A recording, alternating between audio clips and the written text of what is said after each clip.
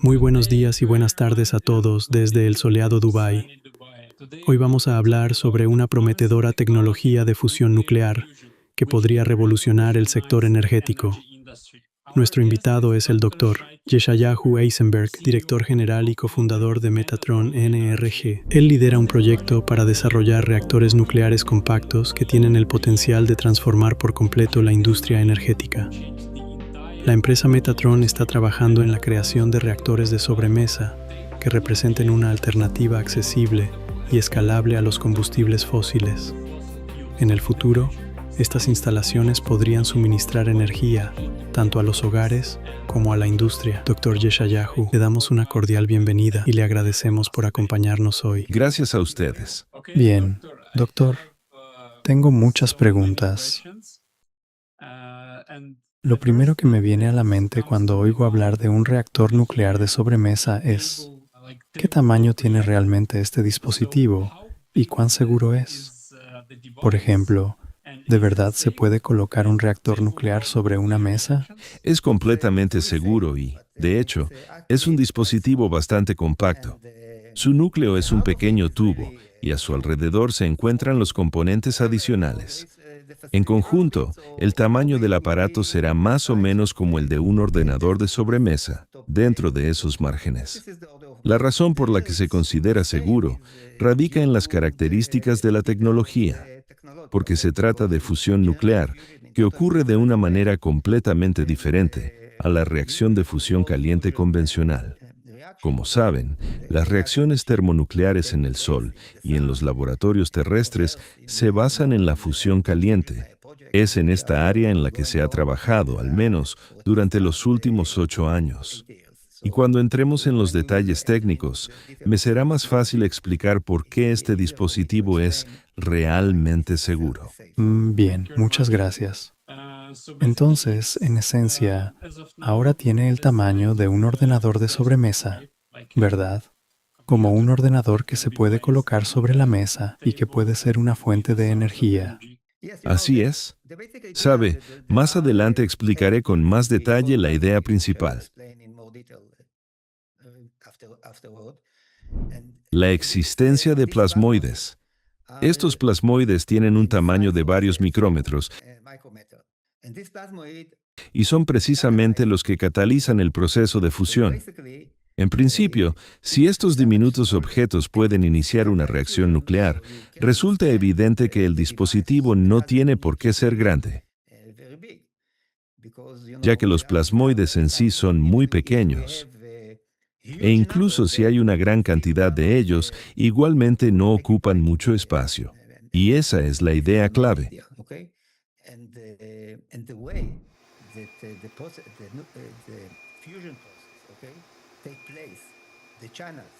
El proceso de fusión que ocurre en estos plasmoides es algo diferente del tradicional, especialmente cuando se produce en agua.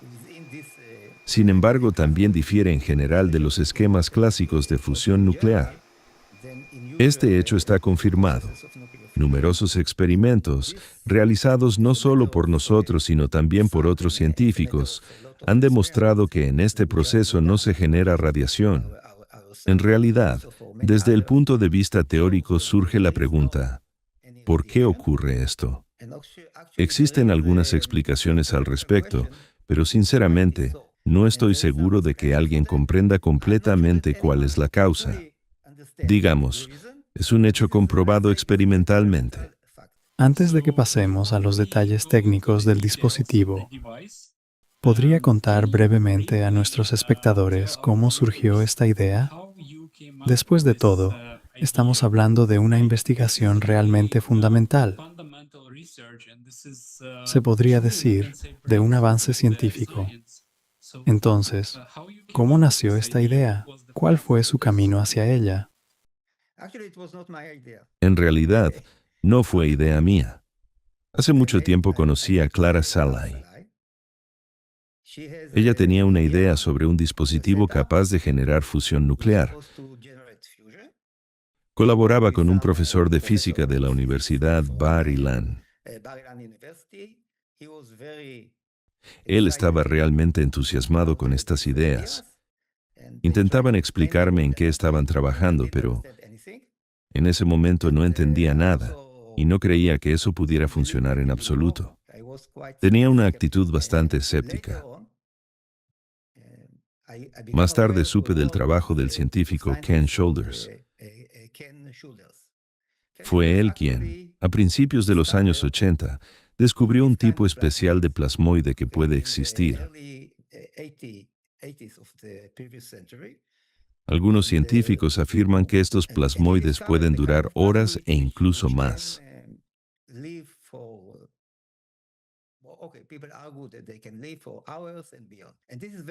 Eso es sumamente inusual, ya que en condiciones de fusión nuclear caliente o en plasma caliente convencional, dejando aparte la fusión,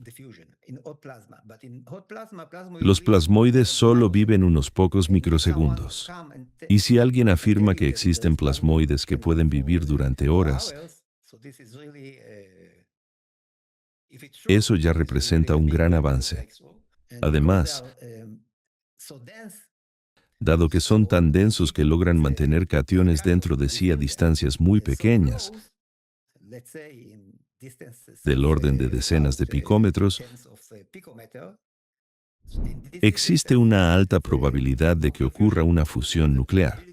Y como estos plasmoides viven bastante tiempo, durante toda su existencia permanecen extremadamente cerca unos de otros. Y eso significa que existe la posibilidad de que finalmente ocurra la fusión. Esa es la idea.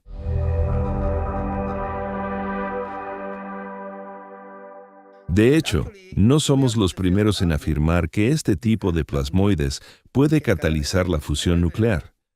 Sin embargo, con el tiempo llegamos a la conclusión de que en nuestro sistema se forman 3 tipos distintos de plasmoides. Y lo especialmente importante es que uno de ellos es un nuevo tipo, que posee una estabilidad completa. Ahora piensen en esto. Tenemos plasma. Generamos plasma bajo el agua. Este plasma se organiza en forma de, digamos, pequeños torbellinos. Estos torbellinos están controlados por su propio campo magnético. Saben, existe un torbellino de plasma, y si hay un torbellino de plasma, entonces hay una corriente eléctrica. La corriente crea un campo magnético. Ese campo magnético, a su vez, comprime el torbellino. Y cuando el torbellino se comprime, el campo magnético se hace más fuerte. El campo magnético más fuerte comprime aún más el torbellino, y así sucesivamente. Este proceso continúa hasta que el torbellino se vuelve muy, muy pequeño y en cierto momento adopta una forma que recuerda a una rosquilla o un toro. Y eso es lo que llamamos un plasmoide. Y este es el método habitual para generar plasmoides. En el tipo de plasmoide descubierto por Shoulders, predominan los electrones sobre los cationes. Es decir, en ese plasmoide la cantidad de electrones supera considerablemente la de cationes. No obstante, los cationes atrapados dentro de ese plasmoide pueden encontrarse lo suficientemente cerca entre sí como para fusionarse y provocar una reacción de fusión nuclear. El principal problema de la fusión nuclear radica en lo siguiente. Debido a la repulsión de Coulomb entre partículas con carga positiva, es necesario superar lo que se llama la barrera de Coulomb. Se trata de cationes nucleares que llevan carga positiva. Como las partículas tienen carga positiva y se repelen entre sí, deben acercarse lo suficiente como para superar esa barrera de Coulomb, es decir, la barrera eléctrica. Este es precisamente el desafío fundamental de la fusión nuclear. Una vez que los núcleos se encuentran a la distancia adecuada, comienzan a interactuar y la reacción de fusión se produce de forma espontánea. En nuestro caso, un campo magnético extremadamente intenso que mantiene el plasmoide, junto con el efecto de apantallamiento de los electrones, permite que las partículas dentro del plasmoide se acerquen lo suficiente como para que la reacción de fusión nuclear sea posible. Esa es precisamente la idea principal. En el mercado esta idea ya existe desde hace bastante tiempo, pero nosotros le añadimos algo fundamentalmente nuevo, es decir, Creamos un tipo diferente de plasmoide que se distingue de aquellos de los que he hablado antes.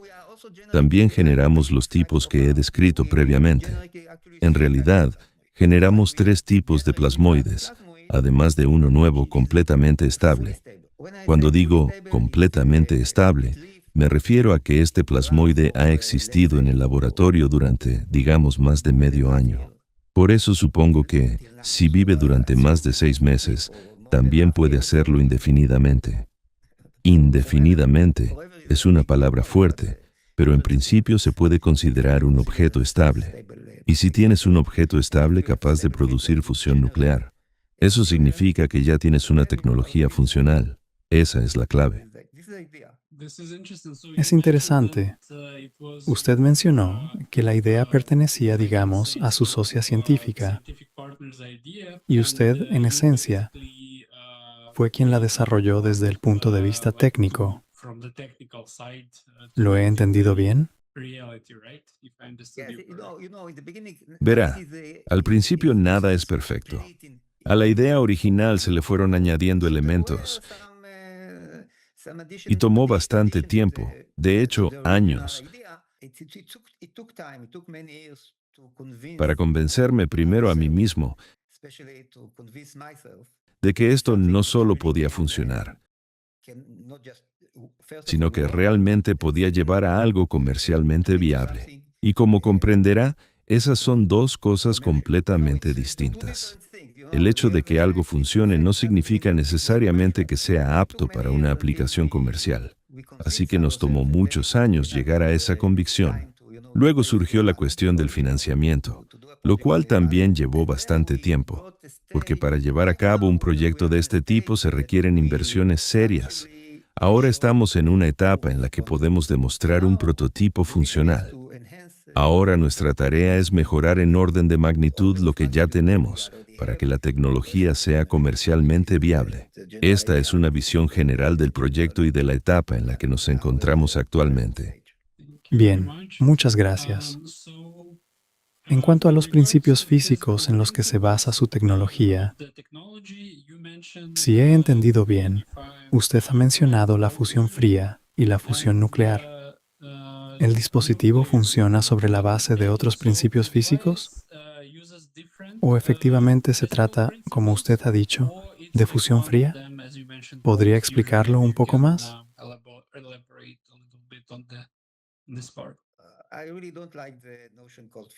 Para ser honesto, no me gusta el término fusión fría. Nosotros trabajamos con plasma y fusión fría normalmente se refiere a algo completamente distinto. Hoy en día, todo este campo que incluye muchas líneas de investigación, ideas, modelos y paradigmas, ha recibido un nombre más general: reacciones nucleares de baja energía o LENR, Low Energy Nuclear Reactions. Pero los plasmoides con los que trabajamos poseen una energía colosal. Por eso decir que esto es de baja energía no refleja del todo la naturaleza de los plasmoides.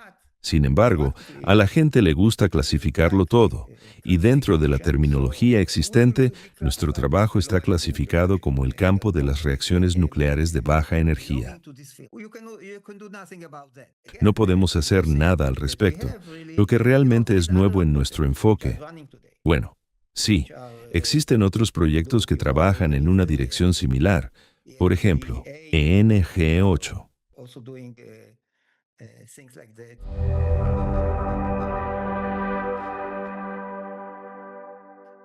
La ventaja de nuestro enfoque es que, una vez creado un plasmoide de nuestro tipo, y son estables, si se dispone de una cantidad suficiente de ellos, ya no es necesario regenerarlos constantemente. El proceso consta de 2 etapas. La primera etapa es la fase de iniciación, en la que generamos los plasmoides. Esto se realiza en condiciones de laboratorio. Utilizamos impulsos bastante potentes, un alto voltaje del orden de 20 kilovoltios, además de una frecuencia muy elevada y una duración extremadamente corta de los propios impulsos. La duración de los impulsos es de apenas unos pocos nanosegundos. Para generarlos, empleamos campos magnéticos especiales, una configuración particular del dispositivo, ciertos materiales, etc. Es en estas condiciones donde se produce la formación de los plasmoides. Nuestros plasmoides permanecen en el fondo del tubo de reacción. Después pasamos de los impulsos de alto voltaje a la aplicación de una tensión continua muy baja, del orden de 20 a 50 voltios.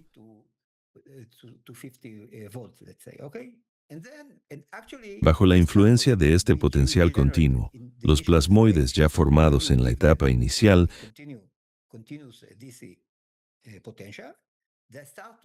comienzan a autoorganizarse en estructuras colectivas.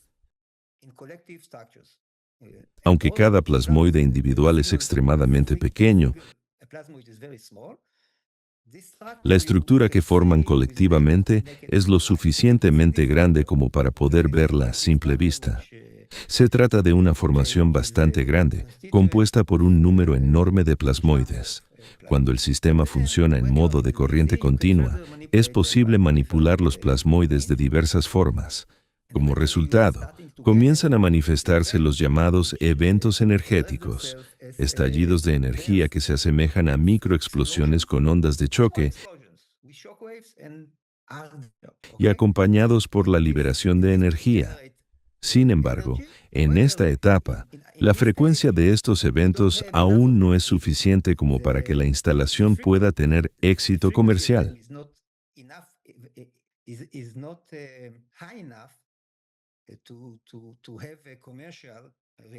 Por eso, actualmente estamos trabajando en llevar el sistema a un estado en el que estos eventos energéticos ocurran prácticamente de forma continua. En general, así están las cosas.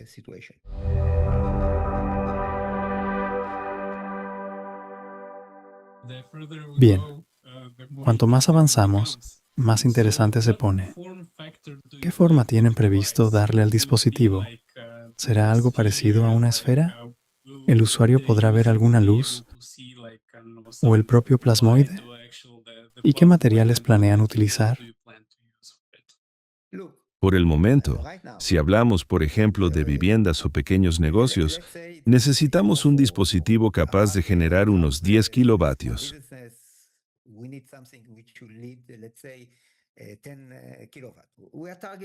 Ese es nuestro objetivo más cercano. 10 kilovatios no es tanto. Actualmente usamos una estructura tubular. Todo ocurre dentro de un pequeño tubo. Su diámetro es de aproximadamente entre 50 y 80 milímetros. Es con esas dimensiones con las que estamos trabajando ahora. En el futuro, por supuesto, será posible fabricar estructuras más grandes, pero por ahora es así. Este tubo y los materiales que contiene son, en esencia, el corazón del generador. El dispositivo siempre requiere una pequeña tensión continua de entrada. Puede ser una batería, o también se podrá redirigir una parte de la energía de salida nuevamente hacia la entrada. En cuanto a la potencia, se necesita muy poca, entre medio vatio y 1 vatio. Esto es necesario únicamente para reorganizar el plasma en una estructura determinada. Y esa estructura es extremadamente importante, porque es precisamente en ella donde ocurre la fusión nuclear. Como ya he mencionado, el dispositivo final tendrá aproximadamente el tamaño de un ordenador de sobremesa. Sin embargo, su corazón será bastante compacto. Muchas gracias. Realmente suena muy interesante. Hoy en día se habla cada vez más de generadores de energía libre. Y parece que tecnologías de este tipo se han estado desarrollando desde hace bastante tiempo. Pero recién ahora, el mundo ha comenzado a hablar seriamente sobre formas más sostenibles y limpias de obtener energía, especialmente en el contexto de las crecientes catástrofes climáticas. ¿Cómo surgió por primera vez la idea de utilizar plasmoides como fuente de energía en su dispositivo? ¿Y por qué precisamente el plasma? Este tema se ha debatido desde hace ya bastante tiempo. Existen numerosos experimentos en los que se observa lo siguiente. Al generar una descarga de plasma, por ejemplo, bajo el agua o en un gas enrarecido, aparecen sustancias que antes no estaban presentes y que solo pueden formarse como resultado de reacciones nucleares.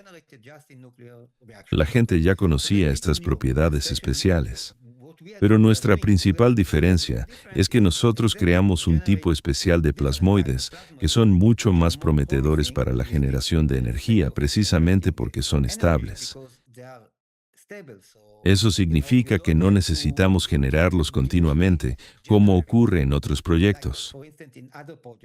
En muchos otros proyectos, los plasmoides deben generarse de forma continua, lo que implica que también hay que generar plasma constantemente, porque primero se crea el plasma, luego de ese plasma se forman los plasmoides, y son los plasmoides los que catalizan las reacciones de fusión nuclear. En nuestro caso, la novedad radica en que, una vez creados nuestros plasmoides,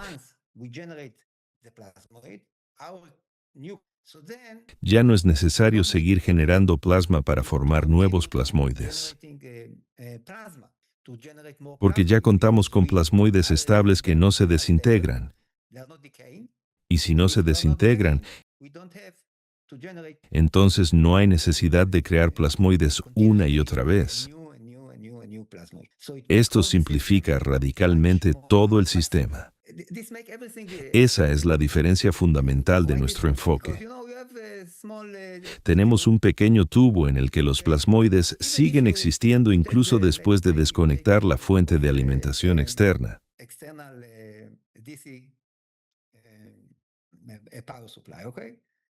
No desaparecen ni se disipan. Y eso hace que todo el sistema sea muchísimo más simple.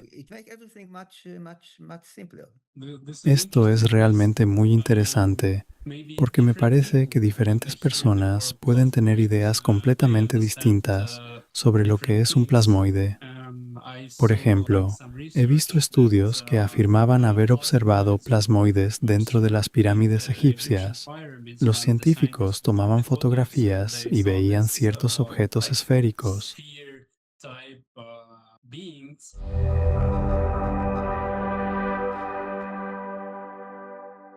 Y ahora, volviendo a su dispositivo, hagamos un resumen para nuestros espectadores. Usted ha mencionado que dentro de ese tubo hay un determinado esquema que crea un toro y genera plasma. Y luego, ese plasma se convierte en un plasmoide. ¿Podría, por favor, explicar en términos sencillos para los espectadores que no están tan familiarizados con la ciencia qué es un plasmoide en el contexto de su dispositivo? ¿En qué se diferencia de un plasma convencional? ¿Y cuál es la diferencia entre su enfoque y otras tecnologías que también utilizan plasma? En nuestro sistema hay varias diferencias clave, diría incluso fundamentales. Por supuesto, al igual que en otros dispositivos similares, nosotros también generamos plasma. Eso es algo común, no hay nada único en ello. Sin embargo, lo hacemos de una forma un poco distinta. Dentro del tubo tenemos dos tipos de líquidos. Uno de ellos es agua pesada, conocida como óxido de deuterio, y la necesitamos para la fusión nuclear. Dos átomos de deuterio se fusionan y forman helio. En este tipo de reacciones pueden generarse helio 3 y tritio, pero en nuestro caso se produce principalmente helio 4. Además, tenemos otro material, más pesado, que también se encuentra en estado líquido. El agua pesada y este material están aislados entre sí. Me refiero a que están claramente separados, de forma similar a como el agua pura no se mezcla con esa sustancia. El segundo líquido es más pesado que el agua y actúa como conductor. Es un material conductor que, en condiciones normales, es seguro y cumple la función de electrodo. Al aplicar los impulsos de nanosegundos, además de generarse plasma, en el líquido más pesado se produce un fenómeno llamado explosión de Coulomb. Es precisamente esta explosión de Coulomb la que da lugar a un nuevo tipo de plasmoide. Como resultado, se forma una combinación específica de distintos tipos de plasmoides, porque el nuevo tipo de plasmoide generado en el líquido pesado está compuesto por cationes que, durante su formación, absorben todo lo que encuentran en su camino.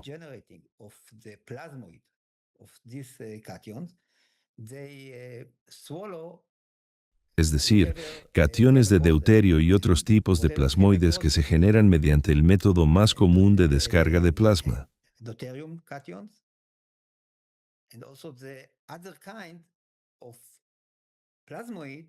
Como resultado, obtenemos algo que podríamos llamar una entidad unificada, que contiene todos los tipos de plasmoides y que además posee una cierta estabilidad.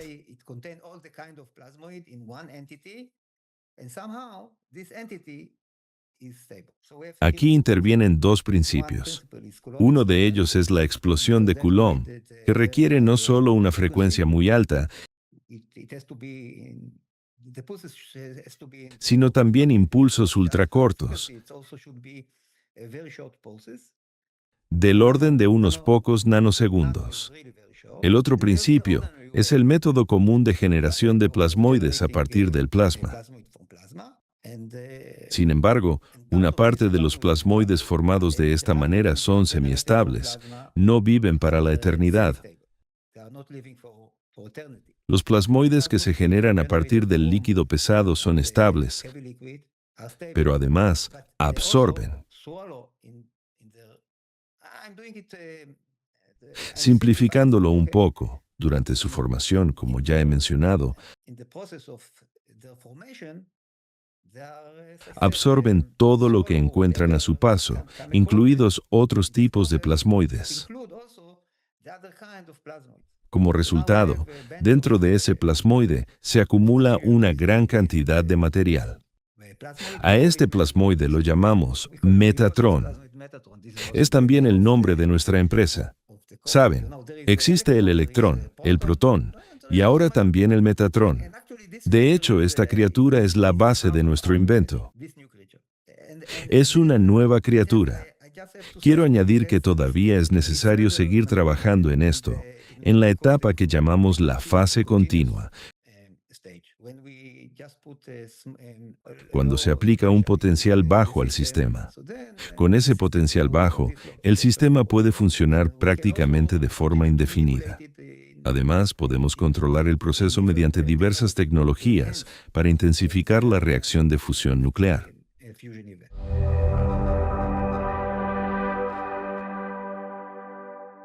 Muchas gracias. Según entendí, el prototipo de laboratorio de este dispositivo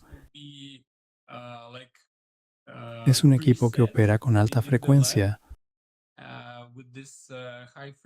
como usted ha mencionado, mediante el cual se inicia la reacción, se estabiliza, y luego, cuando la reacción se estabiliza, el plasmoide, como usted ha explicado, se genera y continúa existiendo. Y solo después de estabilizarse la reacción, el dispositivo estará disponible para el consumidor final. ¿Podría compartir si esa frecuencia se genera mediante ondas sonoras o...? No, esa frecuencia es eléctrica. Es un impulso eléctrico, no sonoro.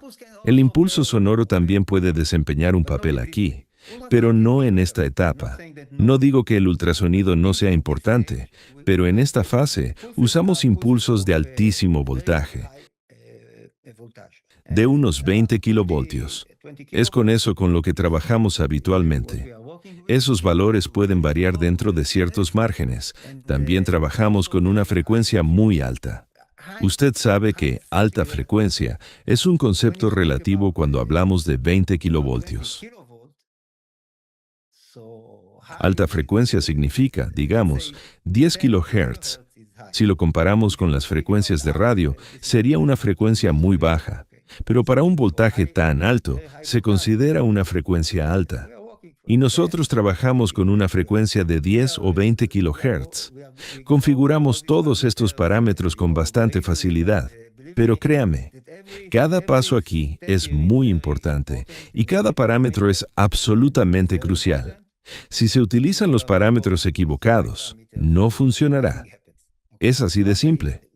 Lo que le estoy contando ahora no son detalles menores. Es necesario ajustar con gran precisión los parámetros que se utilizan para crear este tipo de dispositivos. Entiendo. Entonces, por lo que he comprendido, desde el punto de vista del usuario, la seguridad del dispositivo se debe a que la reacción funciona a baja frecuencia. Ahora estamos hablando del dispositivo final. El dispositivo terminado, como ya he mencionado, no emite radiación. En general, la fusión nuclear se considera una fuente de energía limpia. La fusión es mucho más limpia que la fisión nuclear, ¿verdad? Y, en términos generales, eso es casi cierto, pero puede haber emisión de neutrones, y los neutrones viven, digamos, unos 9 minutos. El periodo de semidesintegración de un neutrón es de 9 minutos. Por supuesto, no son miles ni millones de años como en el caso de la fisión, pero aún así es mejor que no la haya. Existen canales completamente limpios, y hay otros que generan neutrones. Sin embargo, esto es cierto no solo para nuestro dispositivo. En general, el canal generado por un plasmoide es siempre limpio. Siempre es sin neutrones. Esto está comprobado experimentalmente. Me refiero a que existe una teoría que intenta explicarlo, pero está demostrado experimentalmente. No hay radiación. Volvamos a los detalles técnicos para los usuarios más avanzados.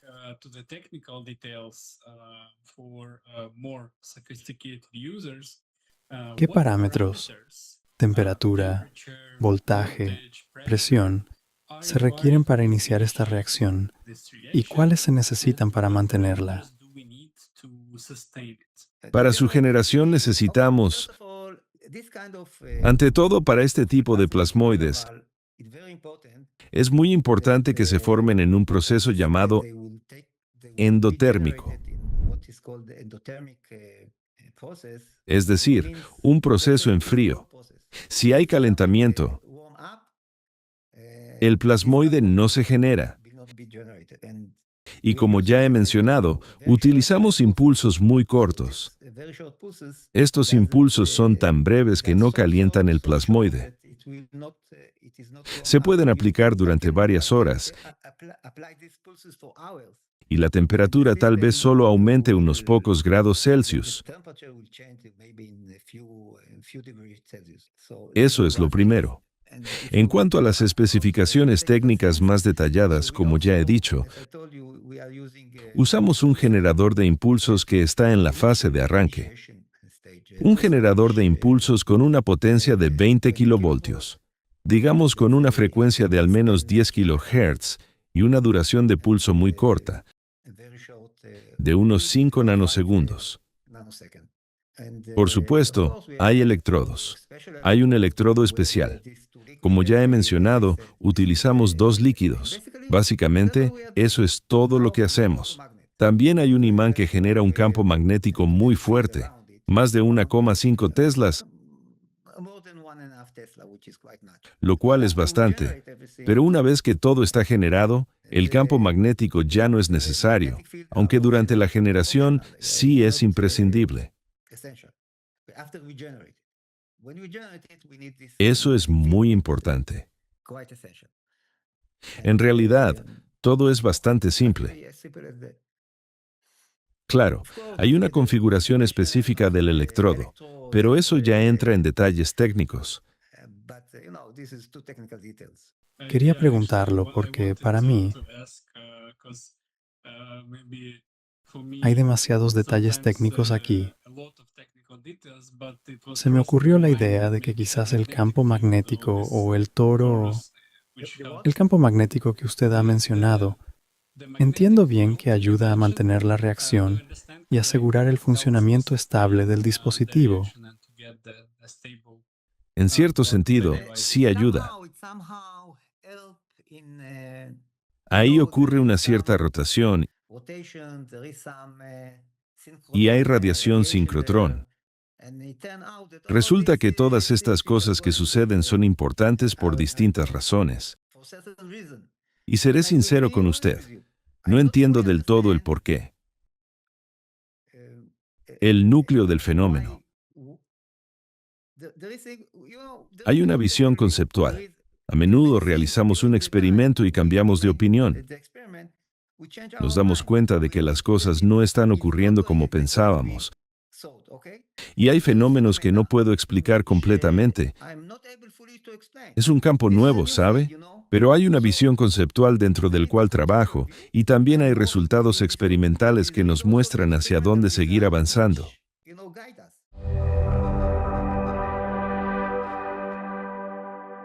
Usted ha mencionado que ocurren cosas interesantes que, quizás, desde el punto de vista científico, no siempre se pueden explicar. Estamos hablando de algo que, si no me equivoco, se llama éter, o de algún otro campo que antes la ciencia pasaba por alto, o se trata de otra cosa. Se refiere a lo que se conoce como energía del punto cero. ¿Estoy en lo cierto? ¿Sabe lo que es la energía del punto cero? Lo que usted llama éter. Bueno, llamémoslo vacío físico. Y el vacío físico contiene una cantidad infinita de energía. Eso es algo bien conocido. Cualquier físico estará de acuerdo con eso. El problema está en cómo extraer esa energía. Y tenemos motivos bastante sólidos para creer que, además de la fusión nuclear, también estamos extrayendo energía del vacío físico. Eso es lo que se denomina energía del punto cero. No creo que vayamos a hablar de ello ahora, pero en realidad es mucho más interesante que la fusión nuclear, porque estamos hablando de una fuente de energía infinita. Extraer energía del vacío es, en esencia, el objetivo supremo. Yo realmente creo que nuestro dispositivo es capaz de hacerlo, y tenemos razones fundamentadas para pensar que lo está haciendo. Además de la fusión nuclear, también hemos observado otros fenómenos extraños que, en mi opinión, son manifestaciones de la extracción de energía del vacío físico. Existe el llamado efecto Casimir, que consiste en lo siguiente. Si se toman dos placas y se colocan muy cerca una de la otra,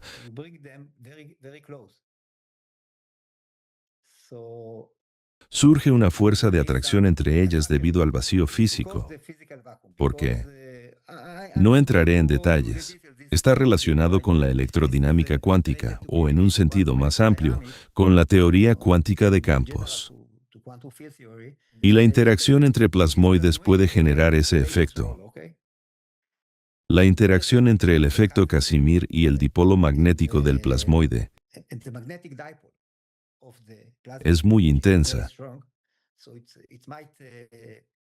y puede provocar vibraciones. Y cuando hay vibraciones de dipolos magnéticos o de una carga magnética, eso es radiación, es energía. Y de hecho, hemos observado algo similar. Aún es pronto para hacer grandes afirmaciones, pero sí. Tengo grandes expectativas con respecto a este dispositivo.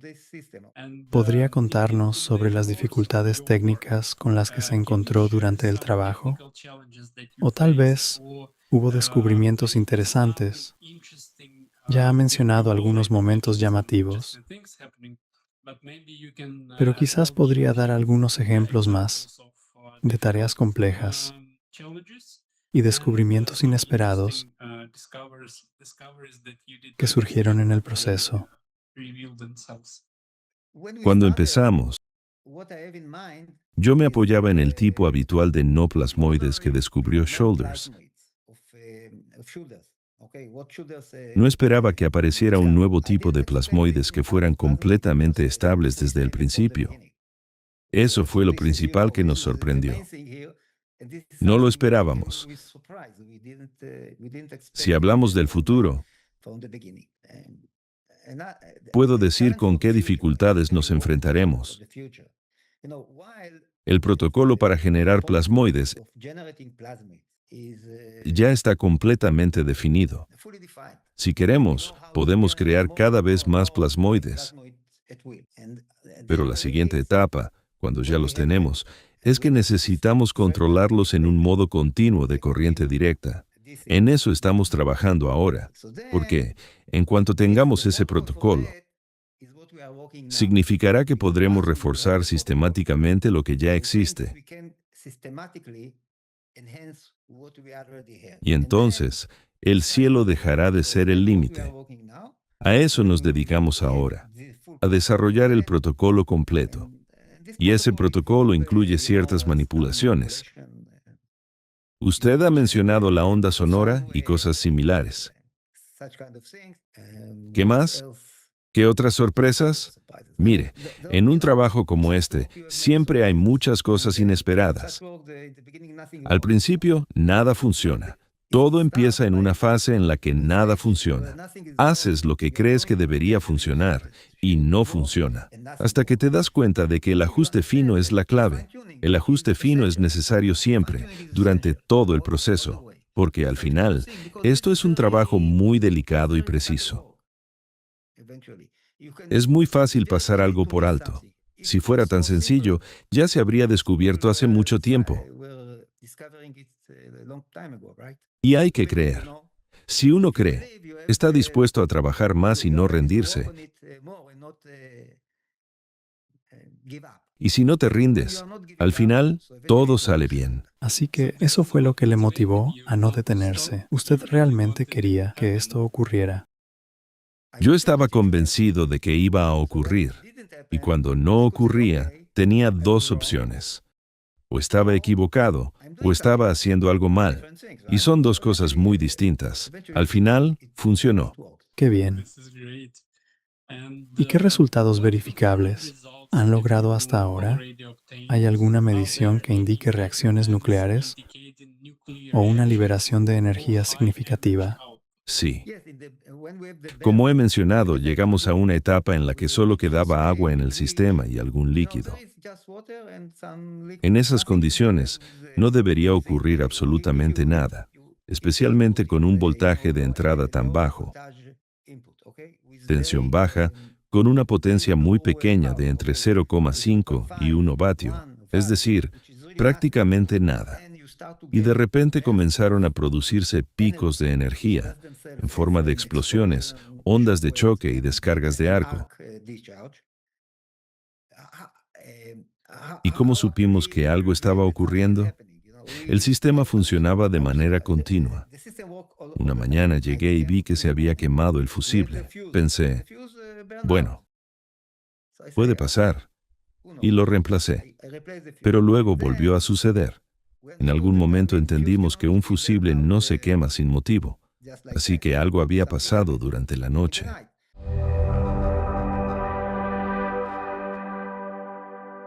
Empezamos a examinar el sistema con más atención y obtuvimos confirmación del fenómeno.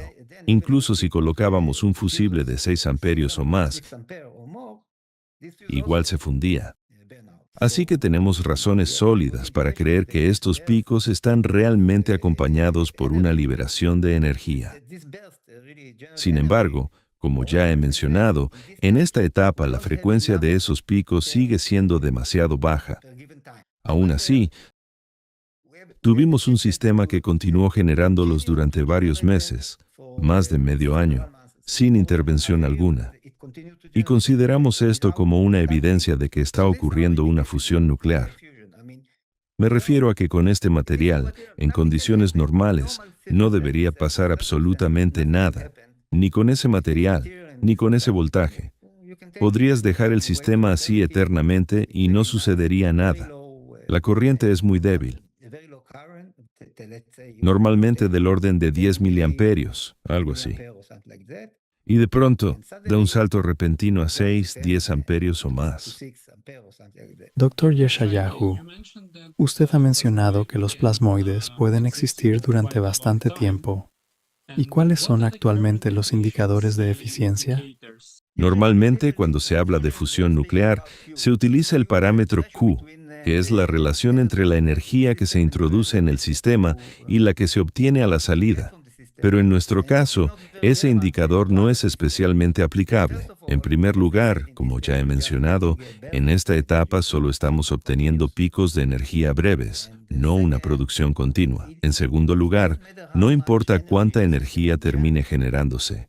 El sistema siempre requiere el mismo nivel de energía de entrada, porque esa energía no participa directamente en el proceso de generación, solo es necesaria para la formación del plasmoide. El plasmoide necesita una pequeña tensión externa de bajo voltaje para poder formarse.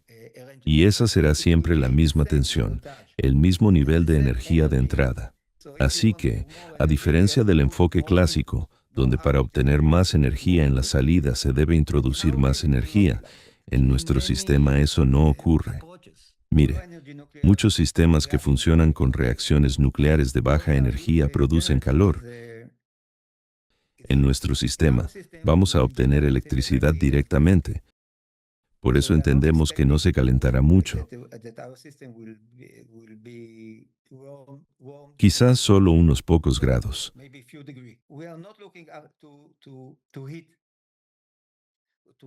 Nuestro objetivo no es calentar el sistema para luego extraer energía en forma de calor, sino obtenerla directamente en forma de electricidad.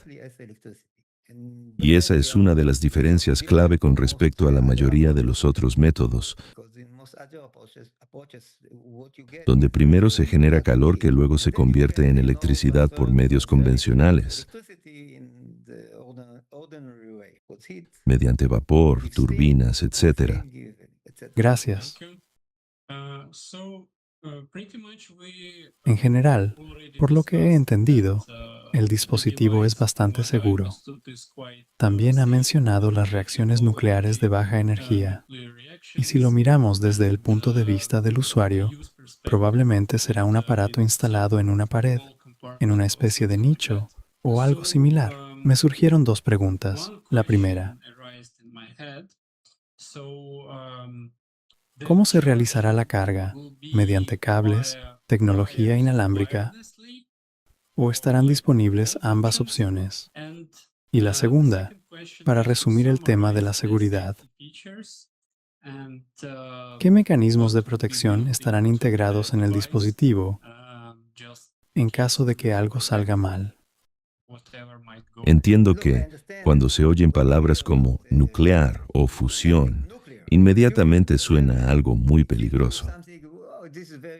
Estoy seguro de que también surgirán dificultades regulatorias, porque la gente tiene ciertas ideas preconcebidas que no siempre corresponden con la realidad. Pero le aseguro que, en nuestro caso, no hay motivo de preocupación, gracias a la naturaleza especial del plasmoide. Realmente podemos controlar cuánta energía produce. Y en esta etapa, lo único que podemos hacer es esperar que algún día lleguemos a generar una cantidad de energía que realmente valga la pena temer. Por ahora estamos muy lejos de eso. Y en cualquier caso, el sistema es completamente controlable.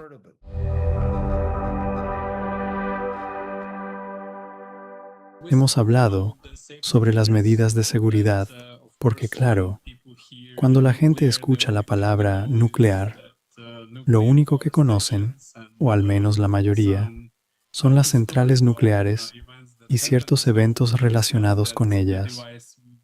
Por eso hablamos de que el dispositivo será seguro y que, por supuesto, antes de salir al mercado, se someterá a muchas pruebas de laboratorio. Antes de lanzar el producto, también pondremos en marcha un proyecto piloto. Queremos asegurarnos de que el dispositivo pueda funcionar durante un largo periodo. Por eso, el proyecto piloto durará al menos un año. Y en cuanto al uso y la carga, supongamos que con este dispositivo quiero cargar mi teléfono, mi portátil o una lámpara junto a la cama. Y el dispositivo estaría colocado, digamos, en una especie de nicho en la pared. ¿Qué métodos de carga estarán disponibles? ¿Los estándares a los que estamos acostumbrados, con cables? ¿O también habrá carga inalámbrica? Digamos que tenemos un solo dispositivo en el centro de la casa. ¿Será suficiente para cargar inalámbricamente todos los aparatos eléctricos? ¿Podría contarnos más sobre eso? Desde ese punto de vista, no se diferencia en nada de cualquier otra fuente de energía eléctrica. Simplemente generará electricidad. Nuestra idea es que suministre energía a toda la vivienda. Y usted seguirá viviendo como hasta ahora. La única diferencia es que tendrá algo que no está conectado a la red eléctrica o que la red funcionará solo como respaldo.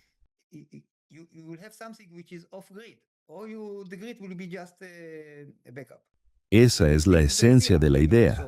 Es decir, si el dispositivo genera la energía necesaria para todo su apartamento o casa, eso será suficiente.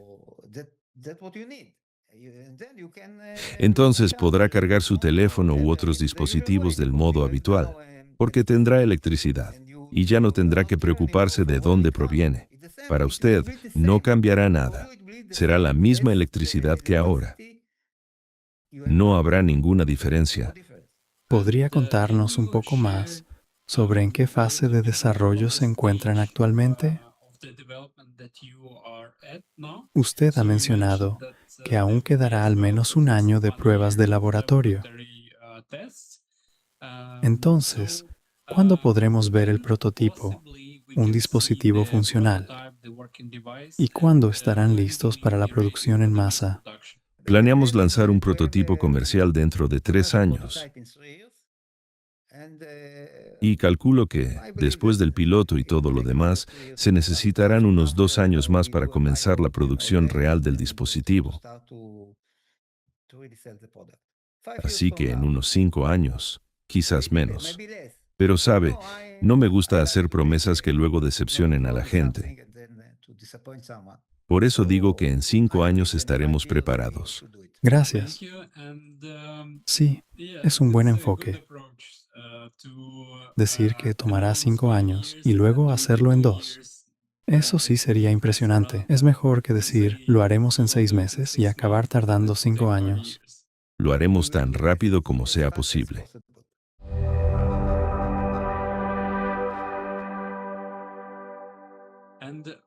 ¿Y cuál podría ser el precio para el usuario? ¿Podría compartir una estimación aproximada del costo del dispositivo si se fabrica dentro del país? Puedo decirle ahora mismo cuál será el costo de fabricación de este dispositivo. Creo que estará entre $3,500 y $5,000. Ese es el costo aproximado. Entonces usted podría preguntar, ¿a qué precio lo vamos a vender? Hay 2 opciones. Podemos alquilarlo, como lo hace una empresa de suministro eléctrico convencional, cobrando en función del consumo. Podríamos ser un proveedor de ese tipo, o también podríamos vender los dispositivos directamente. Existen esas 2 opciones, y podemos hacer ambas cosas o elegir la que nos parezca más adecuada. Al final, tendremos que tomar una decisión. Cuando usted compra un televisor de última generación, paga más. Y cuando yo lo compro un poco más tarde, pago menos, ¿me entiende? Así será también en este caso. Por eso no quiero dar cifras. Solo puedo decirle cuánto nos costará fabricarlo. Sí, pero aún así suena bastante impresionante. Incluso si el precio para, digamos, una vivienda estándar ronda los 10,000 o 15,000 dólares, no está nada mal si usted dice que eso sería suficiente para una casa de 2 o 3 plantas con una superficie de 200 a 400 metros cuadrados y todos los electrodomésticos. ¿Y cuál sería la vida útil de este dispositivo? ¿Requerirá mantenimiento o reparaciones? Este tipo de dispositivos en principio pueden funcionar durante 20 años. Me refiero a que la cantidad de energía contenida en este plasmoide es suficiente para un periodo bastante largo, muchos años. La energía contenida en un solo cubo, por así decirlo, de combustible nuclear, en comparación con el combustible químico, es millones de veces mayor. Así que hay que entender que incluso una pequeña cantidad de agua pesada puede durar muchos años. En el peor de los casos, se podría tomar el tubo y, digamos, reiniciar el proceso. Y eso costaría casi nada. Luego devolvemos el dispositivo al usuario y puede seguir utilizándolo. Aunque mi expectativa es que funcione durante muchos, muchos años. Pero primero vamos a lanzar varios proyectos piloto y verificar que todo funcione como esperamos. Es realmente increíble. Incluso si el dispositivo costara 20,000 dólares y durara entre 20 y 25 años, estaríamos hablando de una fuente de energía por aproximadamente 1,000 dólares al año. Teniendo en cuenta los costos actuales y las facturas, sigue siendo una excelente inversión. Y usted ha mencionado que, con el tiempo, el precio podría incluso bajar a medida que aumente la producción. Entiendo bien que este dispositivo, en principio, no produce ningún subproducto dañino, ni requiere una eliminación especial, ni nada por el estilo. Sí, lo ha dicho perfectamente. Es, en efecto, una fuente de energía absolutamente limpia. Y en esencia, proyectos como el nuestro, así como otras iniciativas similares que se están desarrollando en diferentes partes del mundo, pueden cambiar la dirección del cambio climático. Oh, literalmente me está leyendo la mente. Justo eso quería preguntar. Teniendo en cuenta todo lo que está ocurriendo hoy en el mundo, inundaciones, terremotos, aunque ya hemos tocado parcialmente la respuesta, y en esencia es evidente, ¿podría contarles a nuestros espectadores cómo su tecnología puede ayudar a enfrentar los desafíos ecológicos y climáticos que hoy enfrenta toda la humanidad?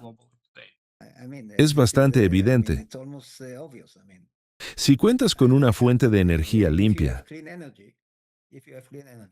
mire, tal vez no se trate solo de nuestro proyecto. Hay otros proyectos también. Hay espacio para todos.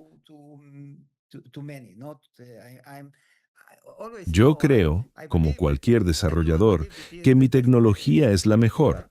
Pero, en cualquier caso, lo más importante es que debemos cambiar el rumbo por el que estamos avanzando ahora. Porque si seguimos así, lo más probable es que el desenlace no sea muy bueno. Por eso nosotros hacemos nuestra pequeña contribución a este esfuerzo global. Y quizá, si todo va bien, esa contribución ya no será tan pequeña.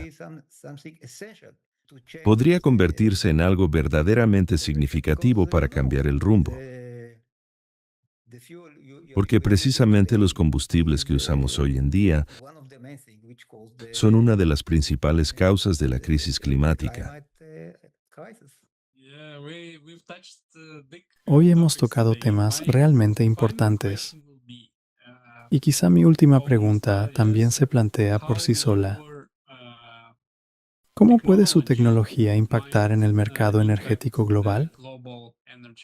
Sabe, el mercado energético es el más grande del mundo. En el momento en que la energía nuclear esté disponible para todos,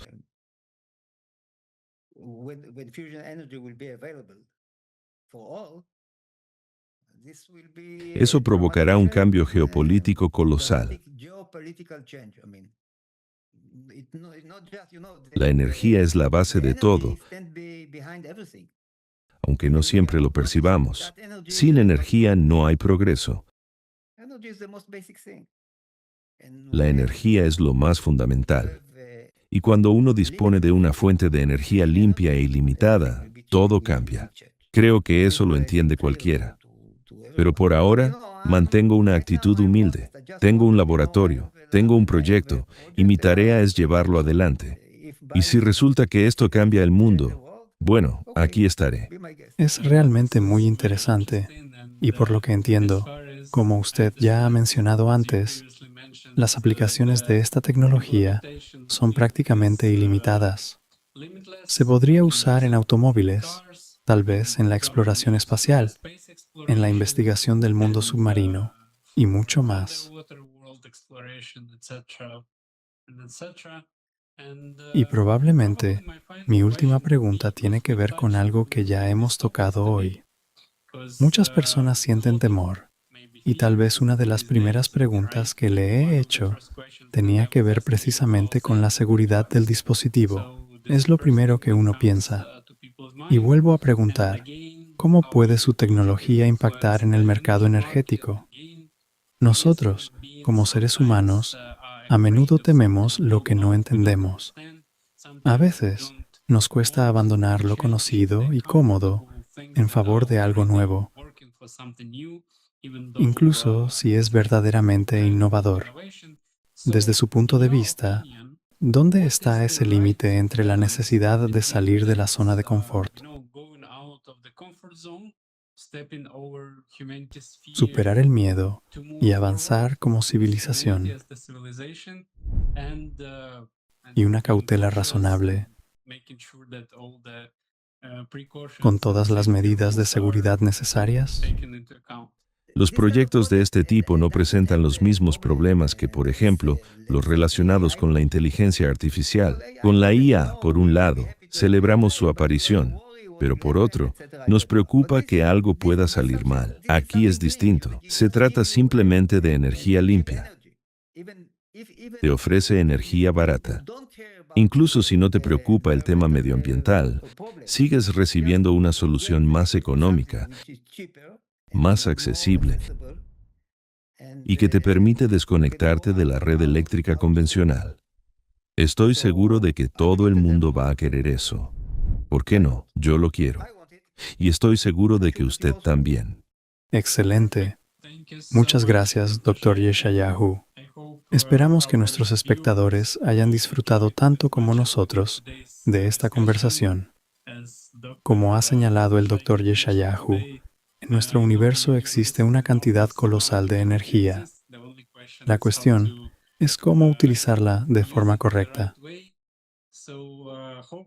Esperamos que la humanidad esté avanzando en la dirección adecuada. Dr. Yeshayahu, le deseamos mucho éxito y suerte en su camino. Muchas gracias. Y a ustedes, queridos espectadores, gracias por su atención. Dejen sus preguntas en los comentarios. Compartan sus opiniones. Hasta la próxima.